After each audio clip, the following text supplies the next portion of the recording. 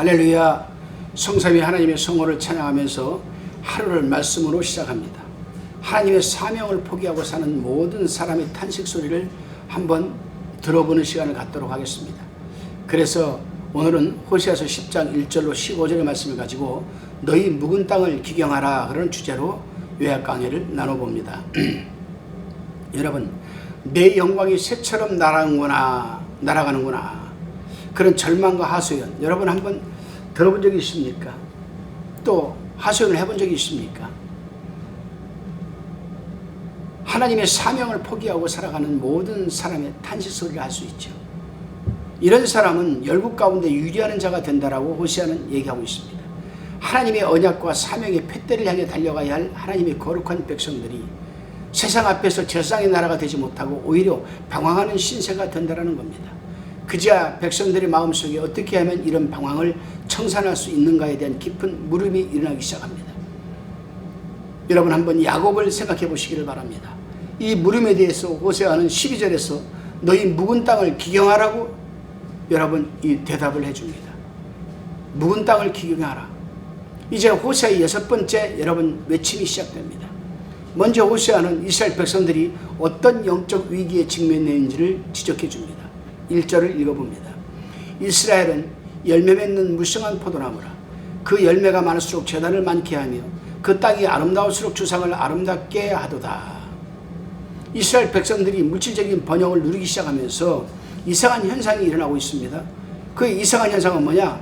더 많은 재단과 주상을 만드는 겁니다. 재단과 주상은 이스라엘 백성들이 자신들의 상황과 사회적인 지위와 품위에 걸맞는 각색한 새로운 종교적 형식들이었습니다. 제가 인도에 가서 이런 모습을 한번 본 적이 있습니다. 제가 인도에 집회를 한번 간 적이 있습니다. 인도에 집회를 갔는데 잘 사는 집에 가보면요, 이 불상이 정말 크고 막 그냥 온통 다 금으로 치장을 해놓고요, 그 오른쪽에는 또 하얀 흰색 소가 그냥 뿔이 큰 소를 그냥 또 그려놓고요, 왼쪽에는 또 근데 힘들게 사는 사람들 보게 되면 손주먹만한 불상도 없어요. 그래요. 여러분, 이 이상한 현상은 뭐냐? 자신들이 어떤 처한 사회적인 지위, 품위, 권세 이런 것들이 주어지게 되면 거기에 걸맞는 새로운 종교적인 모습들이 세워진다는 겁니다. 성경에 기록된 구약 제사의 당시 이방 가나안의 사회적 한번 살펴보시기 바랍니다. 이방 사람들이 가나안 사람들의 사회적 그리고 문화적인 요소들을 가미하여서 만드는 일종의 혼합 종교 많죠. 애국에만 해도 여러분 하나님이 벌을 내린 게 10가지 재앙 아니고 10가지 우상들 아니겠습니까? 근데 놀라운 사실은 세상적으로 크게 성공할수록 이런 유혹은 더 치열하고 더 격렬하고 더 집요해진다는 겁니다. 제가 정치인을 한 명 알고 있습니다. 좀 가깝게 지내는 정치인인데 이 사람하고 종종 이제 만나서 차도 마시고 대화도 합니다. 근데 이 사람이 크리스찬이에요. 말씀드리겠습니다. 교회 장로입니다. 근데 국회의원을 한 번 더 하기 위해서 이상하게 언제부턴가 내가 언뜻 봤습니다. 손목에 이상한 걸 차고 있어요. 나는 그건 묵주를 생각하는데 건강을 위해 찼다고 얘기를 합니다. 그런데 그분은 차를 타고 점심을 먹으러 가는데 차에 보니까 그 우측 맨 아래에 이상한 뭐가 붙어 있어요. 내가 봤을 때 그 부족 같지 않나 생각을 합니다. 그래요. 그분이 참 믿음이 좋았던 분이거든요. 정치를 하면서 완전히 믿음은 뒷전입니다, 이제. 바로 이러한 사람들에게 일어나는 현상이 본문 2절에 기록되어 있습니다. 읽어보겠습니다. 저희가 두 마음을 품었으니, 여기서 품다라는 히브리어는 할라크입니다. 할라크는 땅을 분배받다 함께 나누다라는 의미를 가지죠. 즉 마음 안에 두 영역이 존재하면서 싸운다라는 겁니다. 하나님을 위해 살 것인가 아니면 세상을 위해 살 것인가. 그래서 잠언서에서 뭐라고 했습니까? 여러분 4장에서 내 마음을 지키라. 생명의 근원이 이에서 남이니라고 했습니다. 무릇 지킬 만한 무엇보다도 네 마음을 지켜라. NIV 성경은 이렇게 말합니다. 저희 마음이 기만당하고 속고 있다는 거죠. 영적 타락, 그런 위험 속에서도 위기의식을 느끼지 못하고 신앙적으로 별 문제가 없다고 생각하는 그런 생각 속에서 자신이 속고 있다는 겁니다. NIV는 그렇게 속고 있다, 기만당하고 있다, 그렇게 번역하고 있어요.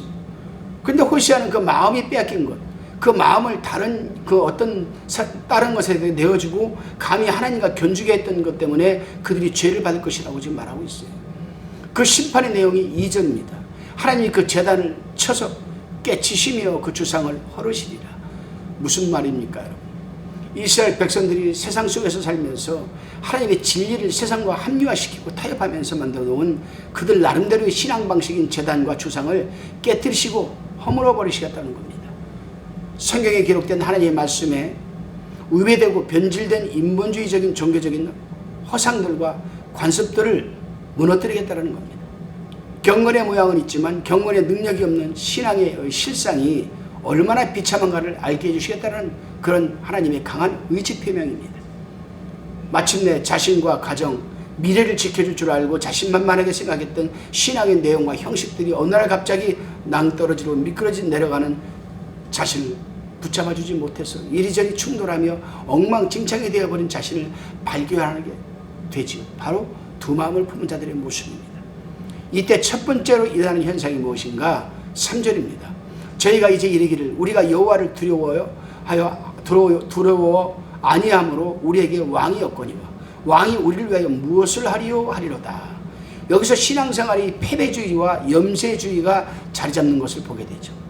두 마음을 품고 살아가다가 어느 순간에 여러분 낭떠지로 떨어지는 사람들에게 나타나는 현상은 뭐냐? 바로 패배주의와 염세주의입니다. 신앙생활의 패배주의와 염세주의.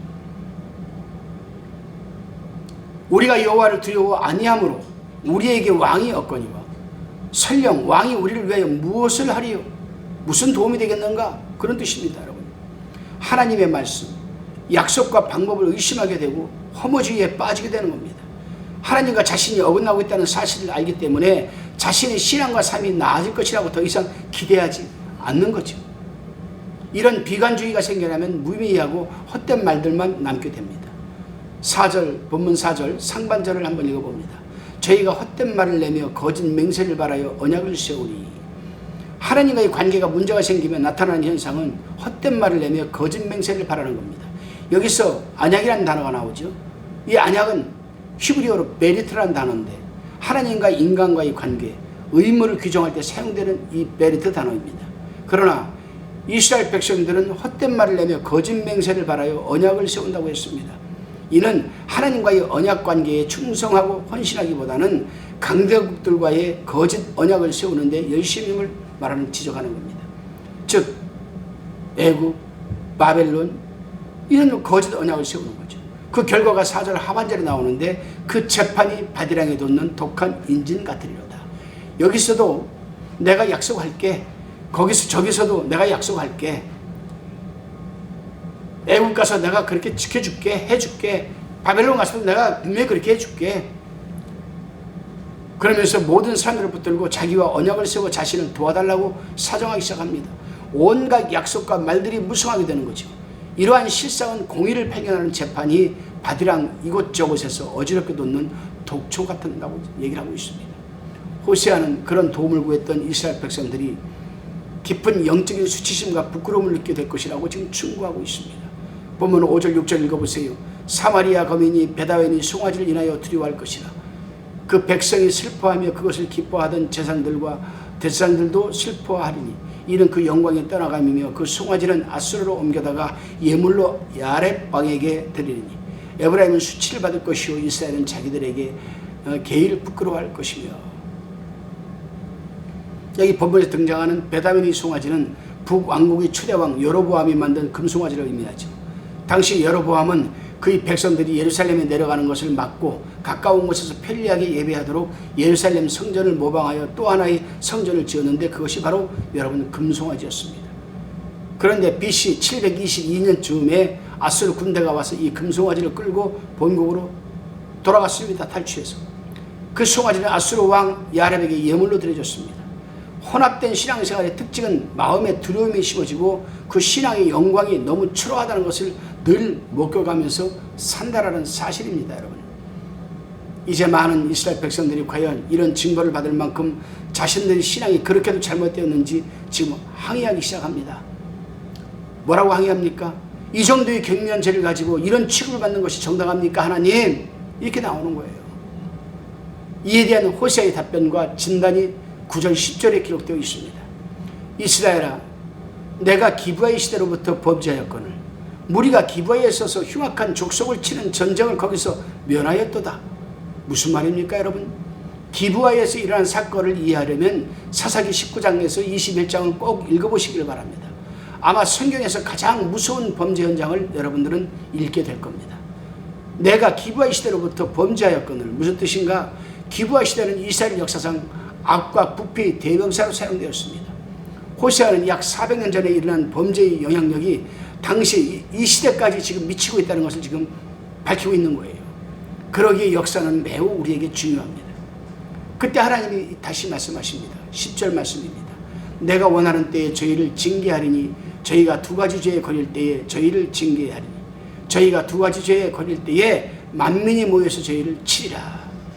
내가 원하는 때에 저희를 징계하리니 그럼 그때가 언제인가? 저희가 두 가지 죄에 걸릴 때입니다. 그 두 가지 히브리어 동사는 시아냐입니다. 시아냐. 즉 시아냐는 무엇을 반복하고 중복함으로써 물이 차고 흐름같이 넘쳐나는 현상을 의미하죠. 그러므로 두 가지 죄라는 말은 한 번 시작된 죄가 계속 반복되어 물이 도랑을 흘러 넘쳐 흐를 만큼 죄로 가득 찬 현상을 의미합니다. 이 죄는 다른 죄와 한 쌍의 운명처럼 연결되어 있습니다. 죄는 마치 한 쌍의 운명처럼 그 동일한 죄를 불러들여서 배가 높아지는 그런 속성을 갖고 있는 겁니다. 이제 하나님 이스라엘 백성들이 왜 그런 죄의 멍에를 메고 사는가? 왜 그런 죄의 멍에를 메고 사는 백성들이 되었는가를 지금 탄식하면서 그 원인과 해결책을 지금 제시해주고 있습니다. 11절 말씀입니다. 에브라임은 마치 길들인 암소 같아서 곡식 밟기를 좋아하나 내가 그 아름다운 목에 멍에를 메우고 그 위에 사람을 태우리니 유다가 밭을 갈고 야곱이 흙덩이를 깨뜨리리라. 여기서 곡식 밟기는 맷돌을 돌리며 곡식을 타작하는 이 상황으로 이 작업은 소가 할 수 있는 매우 쉬운 일에 속하죠. 맷돌을 돌리면서 주위에 떨어지는 곡식을 먹으면서 일하는 작업입니다. 그러므로 에브라임은 마치 길들인 암소 같아서 곡식 밟기를 좋아하나 이스라엘 백성은 힘든 일을 피해서 쉬운 일에만 익숙해지겠다는 겁니다. 그러나 하나님은 그들에게 더 힘든 일을 원하신다는 거예요. 내가 그 아름다운 목에 멍에를 메우고 더 힘든 일도 능히 해낼 수 있는 그 아름다운 목에 나의 멍에를 씌우고 그 위에 사람을 태우기를 원하신다는 겁니다. 지금 하나님은. 그렇습니다 여러분. 하나님은 우리의 견고한 목, 우리의 모든 것을 하나님 나라를 위해 사용하기를 원하십니다. 하나님 나라의 수레를 끄는 멍에를 메어다오. 내가 너를 사용하기 원한다. 곡식 밟기 하듯이 쉬운 일에만 하려는 멍에가 아니라 하나님 나라를 끄는 멍에를 쥐고 고난을 받아라 이거거든요. 대부분이 그리스도인들이 십자가만 지라고 하면 다 도망을 갑니다. 그러나 이 십자가를 지지 않을 때 어김없이 죄의 멍에를 지게 되어 있습니다. 나는 인천에 와서 처음 개척한 교회가 선악동에서 교회를 개척했습니다. 인천 선악동 소망약국 그 지하실에다가 교회를 처음에 두 번째 교회를 세웠습니다. 삼성동에서 은혜교회를 세우고 인천에 와서 세웠습니다. 그래서 교회 간판을 성령교회라는 이름으로 개척을 하였습니다.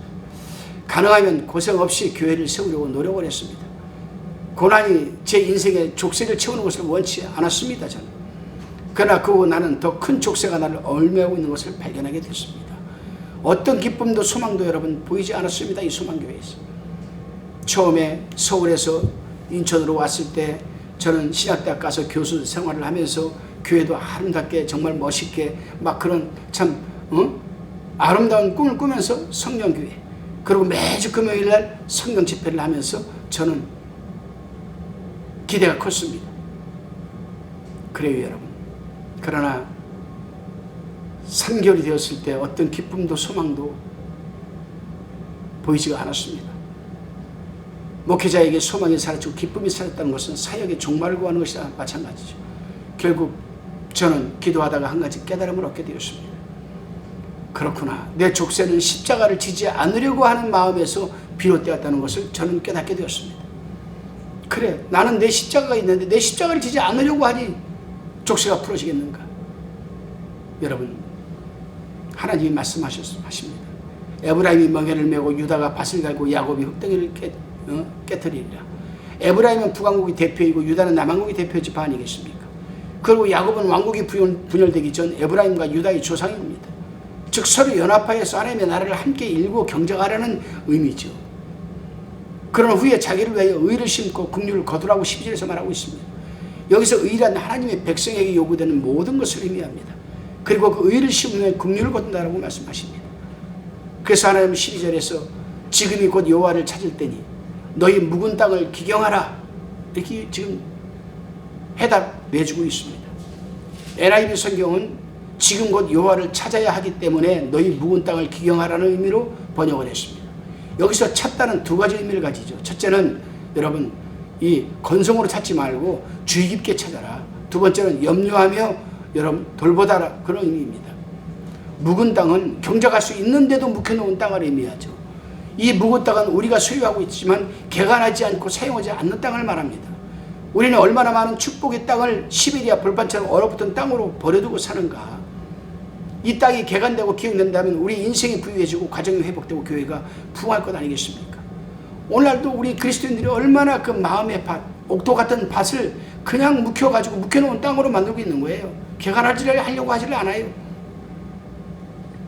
온통 세상 것으로 들어와서 하나님의 말씀에 자리할 수 있는, 씨를 뿌릴 수 있는 여러분 이 공간이 없어요.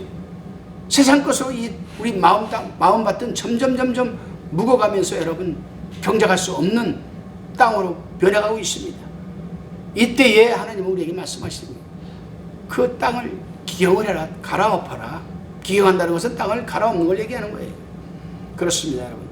우리가 소유하고 있지만 사용하지 않는 은사와 재능이 있는지 한번 살펴보시길 바랍니다. 마태복음 25장 읽어보면요, 이 무익한 종을 바깥 어두운 데로 내어 쫓으라. 그 책망을 들은 이 종의 불행은 숨겨놓고 사용하지 않은 한 달란트 때문이었습니다. 여러분, 우리 인생에서 달란트의 비밀을 알아야 합니다. 예수님 마태복음 25장 21절에서 말했습니다. 내가 작은 일에 충성하였으며 내가 많은 것으로 내게 맡기리니 내 주인의 즐거움에 참여할지어다. 호시아는 우리의 삶 속에서 하나님이 주신 아주 지극히 작은 것에 찾아내기만 한다면 하나님의 놀라운 축복을 베푸실 것이라고 예언합니다. 본문 12절입니다. 마침내 여호와께서 임하사 의를 빛처럼 너희에게 내리시리라. 여러분 마음밭은 어떻습니까? 세상 것으로 온통 가득 차서 하나님의 말씀에 씨를 심을 만한 공간이 없습니까? 그러면 갈아엎으십시오. 마음밭을 기억하십시오. 그리고 하나님의 말씀으로 심으십시오. 풍성한 은혜가 차고 넘치는 축복의 열매가 여러분 맺힐 줄로 믿습니다. 그래요 여러분. 기도하시겠습니다. 하나님 감사합니다. 우리의 묵은 마음밭을 기경하게 도와주셔서 아름다운 축복의 옥토로 가꾸게 하여 주옵소서. 수년에서 수십 년 습관적으로 견디어진 우리의 마음을 하나님의 말씀으로 갈아엎게 하여 주옵소서. 감사드리오며 예수님의 이름으로 기도하옵나이다. 아멘.